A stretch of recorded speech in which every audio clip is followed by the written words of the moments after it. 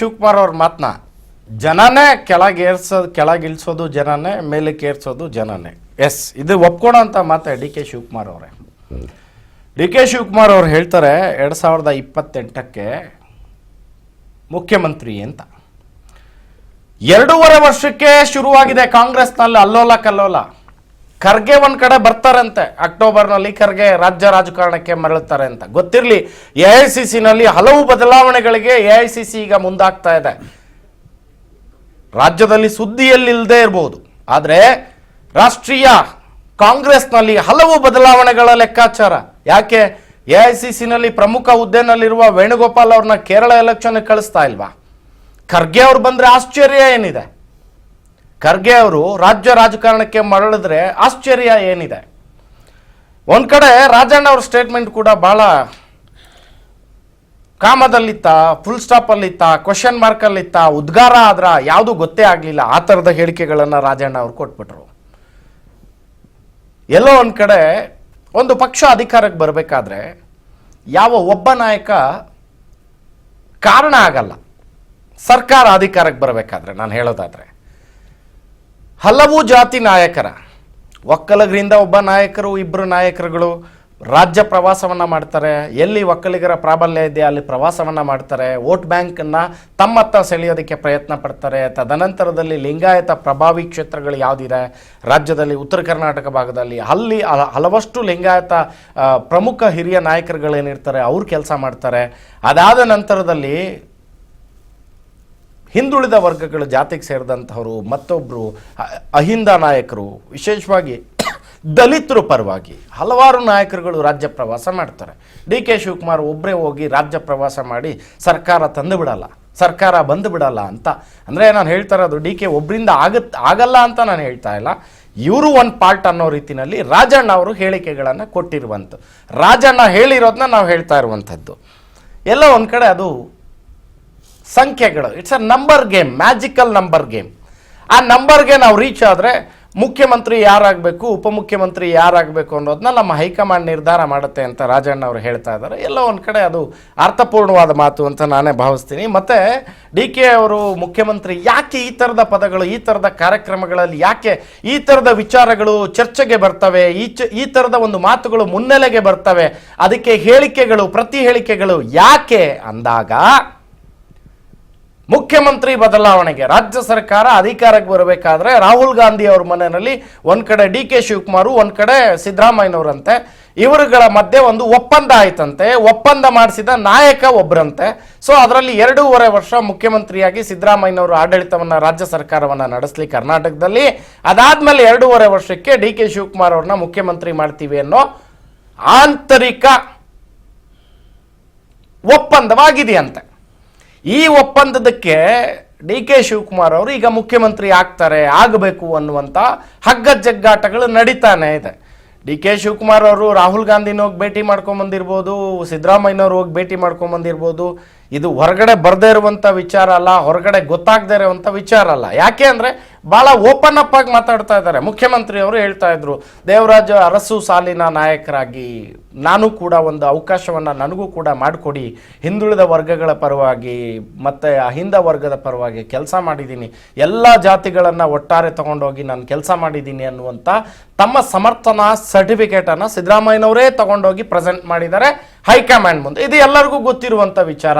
ವಿರೋಧ ಪಕ್ಷದ ನಾಯಕರು ವಿಶ್ವನಾಥ್ ಅವರು ಕೂಡ ಮೊನ್ನೆ ಮೈಸೂರಿನಲ್ಲಿ ಪ್ರೆಸ್ ಮೀಟ್ ಮಾಡಬೇಕಾದ್ರೆ ಹೇಳಿದ್ರು, ನೀವು ದೇವರಾಜ ಅರಸು ಆಗ್ಲಿಕ್ಕೆ ಸಾಧ್ಯ ಇಲ್ಲ ಸಿದ್ದರಾಮಯ್ಯ ಅನ್ನೋ ಮಾತನ್ನ ಹೇಳಿದ್ರು. ಸೊ ಈ ಥರದ ವಿಚಾರಗಳಿದೆ ರಾಜ್ಯ ರಾಜಕಾರಣದಲ್ಲಿ. ನೀವು ಯಾವುದೋ ಒಂದು ಸಭೆಗೆ ಹೋಗಿದ ತಕ್ಷಣ ಒಂದ್ ಕಡೆ ಡಿ ಕೆ ಸುರೇಶ್ ಅವರು ಮಾತಾಡ್ತಾರೆ, ಒಂದ್ ಕಡೆ ಡಿ ಕೆ ಶಿವಕುಮಾರ್ ಮಾತಾಡ್ತಾರೆ, ಇನ್ನೊಂದು ಕಡೆ ಜಮೀರು ನಮ್ಮ ನಾಯಕ ಸಿದ್ದರಾಮಯ್ಯನೇ ಪ್ರಶ್ನಾತೀತ ನಾಯಕ, ಅವರ ನೇತೃತ್ವದಲ್ಲಿ 5 ವರ್ಷ ಮುಗಿಸ್ತೀವಿ ಅಂತ ಹೇಳ್ತಾರೆ. ಇದು ಅವರವರ ಪರವಾಗಿರುವಂತಹವರು, ಇಲ್ಲ ಅವರಿಗೆ ಆಸೆ ಇರುವಂಥವ್ರು ಮಾತಾಡ್ಕೊಳೋದ್ರಲ್ಲಿ ಅಂಥ ಒಂದು ಇದೇನಿಲ್ಲ. ಆದರೆ ನೀವು ಅಭಿವೃದ್ಧಿ ಲೆಕ್ಕದಲ್ಲಿ ಮಾತಾಡೋದಾದರೆ ರಾಜ್ಯ ಸರ್ಕಾರವನ್ನು ತಗೊಂಡು ಬಂದು ನಾನು ಹಿಂಗೆ ನಡೆಸ್ತೀನಿ, ನಾವು ಹಿಂಗೆ ಮಾಡ್ತೀವಿ, ನಿಮ್ಮ ಮಾತುಗಳು ಹೆಂಗಿರ್ಬೇಕಂದ್ರೆ ಸರ್ಕಾರ ನಡೆಸ್ತಾ ಇದ್ದೀವಿ, ಈ ಸರ್ಕಾರದ ಅಭಿವೃದ್ಧಿಗಳೇನಿದೆ, ಜನ ಏನಿದ್ದಾನೆ, ಮತದಾರ ಏನಿದ್ದಾನೆ, ಪ್ರತಿಯೊಬ್ಬ ಜಾತಿ ಧರ್ಮಕ್ಕೆ ಸೇರಿದ ಕಟ್ಟ ಕಡೆಯ ಬಡವನನ್ನು ಮುಟ್ಟಿದ್ದೀವಿ ನಾವು. ಆ ಬಡವ ಇವತ್ತು ಅವನಿಗೆ ಊರುಗೋಲಾಗಿ ಅವನ ಬದುಕಿನಲ್ಲಿ ಭರವಸೆ ಮೂಡಿಸಿದ್ದೀವಿ. ಆ ಬಡವ, ಆ ಪ್ರಜೆ, ಆ ವೋಟರ್ ನನ್ನ ಕೈ ಹಿಡಿತಾನೆ, ನಮ್ಮನ್ನ ಕೈ ಹಿಡಿತಾನೆ, ನಮ್ಮನ್ನ ಮೇಲೆತ್ತಾನೆ, ಮತ್ತೆ ನಮ್ಮ ಪಕ್ಷ ಅಧಿಕಾರಕ್ಕೆ ಬರುತ್ತೆ ಅನ್ನುವ ಮಾತು ನಿಮ್ಮ ಬಾಯಿಂದ ನಿರೀಕ್ಷೆಯನ್ನ ಮಾಡ್ತಾ ಇದ್ರು ನಿಮ್ಮ ಪಕ್ಷದೇ ಆದ ನಾಯಕರುಗಳು, ನಿಮ್ಮ ಹೈಕಮಾಂಡ್ ಕೂಡ. ಸೊ ಈ ಥರದ ಒಂದು ಡೆವಲಪ್ಮೆಂಟ್ಗಳು ರಾಜ್ಯ ರಾಜಕಾರಣದಲ್ಲಿ ಆಗಾಗ ಆಗ್ತಾ ಇರುತ್ತೆ. ಯಾಕೆಂದರೆ ಅದೇನು ಅತಿಶಯೋಕ್ತಿ ಏನಲ್ಲ. ಯಾಕೆಂದರೆ ಅವ್ರವ್ರಿಗೆ ನಾನು ಮುಖ್ಯಮಂತ್ರಿ ಆಗಬೇಕನ್ನೋ ಆಸೆ, ಪಾಪ ಡಿ ಕೆ ಶಿವಕುಮಾರ್ ಅವರು ಕನಸು ಕಟ್ಕೊಂಡಿದ್ದಾರೆ. ಸೊ ಅದಕ್ಕೋಸ್ಕರ ಕುಂಭಮೇಳಕ್ಕೆ ಹೋಗಿ ಬಂದರು ಅನ್ನೋ ಹೇಳಿಕೆಗಳು ವಿರೋಧ ಪಕ್ಷಗಳು ವ್ಯಂಗ್ಯವಾಗಿ ಮಾತಾಡಿರೋದು ಕೂಡ ನಮ್ಮ ಕಣ್ಣೆದುರುಗಡೆ ನೋಡಿದ್ದೀವಿ. ಈ ಥರದ್ದೆಲ್ಲ ವಿಚಾರ ಅದ. ಇದರ ಜೊತೆನಲ್ಲಿ ಖರ್ಗೆ ಅವರ ಎಂಟ್ರಿ ಯಾಕೆ? ಒಂದು ಕಡೆ ಸಿದ್ದರಾಮಯ್ಯ ಬಣ, ಇನ್ನೊಂದು ಕಡೆ ಡಿ ಕೆ ಶಿವಕುಮಾರ್ ಅವರ ಬಣ ತೀವ್ರ ಕಚ್ಚಾಟದಲ್ಲಿ, ಅಂದ್ರೆ ಮಾತಿನ ಪ್ರಖರತೆಯ ಭೀಕರತೆಗೆ ಹೋದಂತ ಸಂದರ್ಭದಲ್ಲಿ ಅನಿವಾರ್ಯ ಪರಿಸ್ಥಿತಿ ಬಂದ್ರೆ ಎಲ್ಲೋ ಒಂದ್ ಕಡೆ ದಲಿತ ನಾಯಕರು ರಾಜ್ಯದಲ್ಲಿ ಮುಖ್ಯಮಂತ್ರಿ ಆಗ್ತಾರ ಅನ್ನುವಂತ ಚರ್ಚೆ ರಾಜ್ಯ ರಾಜಕಾರಣದಲ್ಲಿ ಈಗಲ್ಲ 10 ವರ್ಷದಿಂದ ನಡೀತಾ ಇದೆ.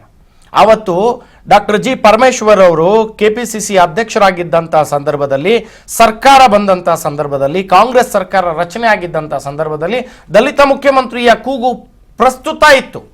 ಆದರೆ ಪರಮೇಶ್ವರ್ ಅವರು ಪಕ್ಷವನ್ನು ಅಧಿಕಾರಕ್ಕೆ ತಂದರು, ಆದರೆ ಅವರ ಗೆಲುವು ಆಗಲಿಲ್ಲ ಅನ್ನುವಂತಹದ್ದು. ಸೊ ಆದರೂ ಕೂಡ ಅವ್ರನ್ನ ವಿಧಾನ ಪರಿಷತ್ಗೆ ಆಯ್ಕೆ ಮಾಡ್ತಾರೆ, ಸರ್ಕಾರದಲ್ಲಿ ಉಳಿಸ್ಕೊತಾರೆ.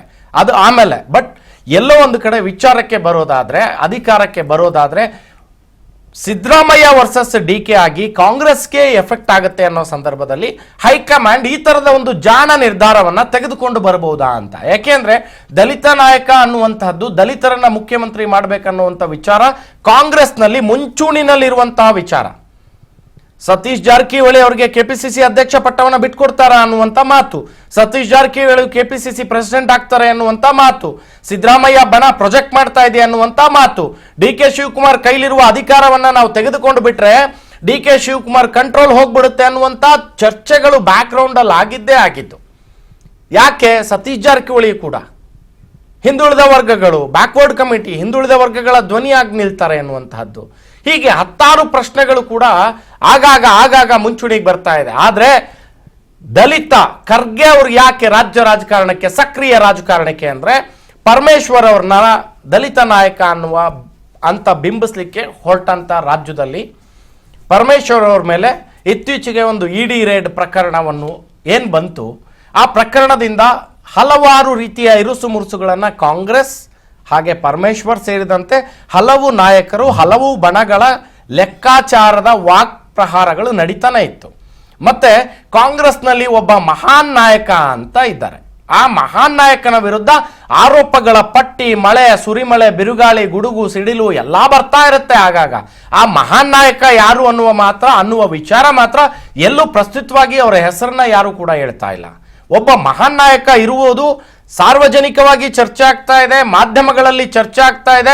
ವಿರೋಧ ಪಕ್ಷದ ನಾಯಕರುಗಳು ಮಾಜಿ ಮುಖ್ಯಮಂತ್ರಿ ಕುಮಾರಸ್ವಾಮಿ ಆದಿಯಾಗಿ, ರಮೇಶ್ ಜಾರಕಿಹೊಳಿ ಅವರ ಆದಿಯಾಗಿ, ಸತೀಶ್ ಜಾರಕಿಹೊಳಿ ಅವರ ಆದಿಯಾಗಿ, ಕೆ ಎನ್ ರಾಜಣ್ಣವರೆಗೂ ರಣ್ಯಾರಾವ್ ಪ್ರಕರಣದವರೆಗೂ ಕೂಡ ಆ ಮಹಾನ್ ನಾಯಕರ ಹೆಸರನ್ನ ಅಂತ ಉಲ್ಲೇಖ ಮಾಡ್ತಾನೆ ಬಂದಿದ್ದಾರೆ. ನಾವು ಮಾಡೋದಲ್ಲ, ನಾವು ಹೇಳುವಂಥದ್ದಲ್ಲ, ಅವರ ಬಾಯಲ್ಲಿ ಬಂದದ್ದು.